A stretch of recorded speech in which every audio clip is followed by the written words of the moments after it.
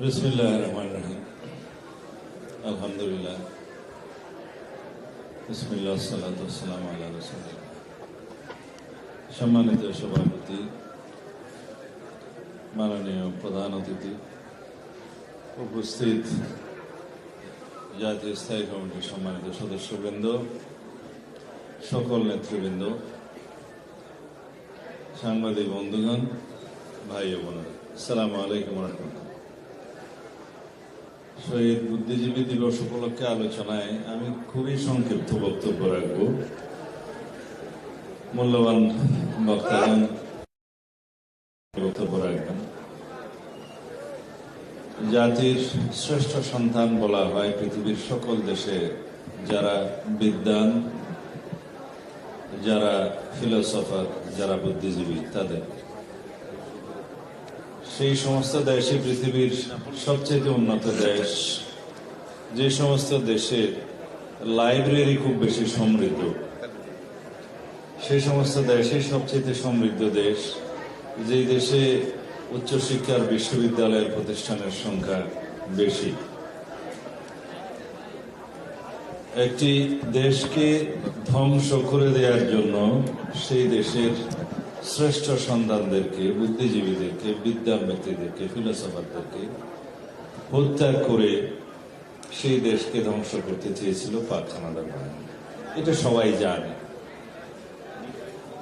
এবং পৃথিবীর সকল স্বাধীনতা সংগ্রামের যুদ্ধের প্রথমে এবং শেষ দিকে এবং মাঝে মাঝে তাদেরকে হয় হত্যা করা হয়, না হলে অন্যভাবে নির্যাতন করা হয়।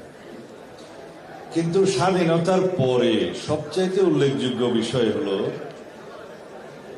আমরা বিগত ফেসিবাদের সময়ে একটি সিস্টেমেটিক ওয়েতে বিভিন্ন প্রক্রিয়ায় বাংলাদেশের টোটাল শিক্ষা ব্যবস্থাকে ধ্বংস করে দেওয়ার জন্য একটা প্রকল্প নেওয়া হয় এবং যার মধ্যে তারা অনেকাংশে সফল হয়েছে।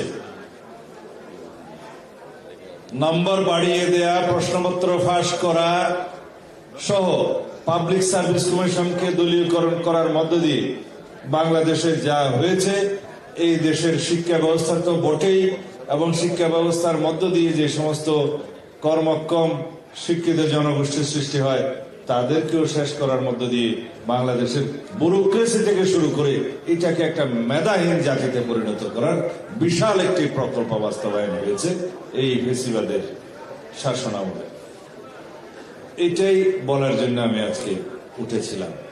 এখন আমাদেরকে এখান থেকে শিক্ষা নিতে হবে যে যেখানে আমরা দাঁড়িয়ে আছি এখান থেকে আমাদের একটি বুদ্ধিবৃত্তিক, জ্ঞানভিত্তিক সমাজ ব্যবস্থা প্রতিষ্ঠা করার জন্য, বৈষম্যহীন একটি রাষ্ট্র ব্যবস্থা প্রতিষ্ঠা করার জন্য আমরা কিভাবে এই জাতিকে একটি সুশিক্ষিত, সমৃদ্ধ, বুদ্ধিভিত্তিক, জ্ঞানভিত্তিক জাতি হিসেবে গঠন করতে পারি, সেই জন্য আমাদের যথেষ্ট প্রকল্প হাতে নিতে হবে, সেজন্য যথেষ্টভাবে আমাদের কর্মসূচি নিতে হবে এবং আগামী দিনে ইনশাআল্লাহ আমরা সেটাকে চ্যালেঞ্জ হিসাবে নিয়ে যাতে এই জাতিকে একটি শক্তিশালী জাতি হিসেবে বিনির্মাণ করতে পারি, সেই শপথটা আমরা আজকে নেই।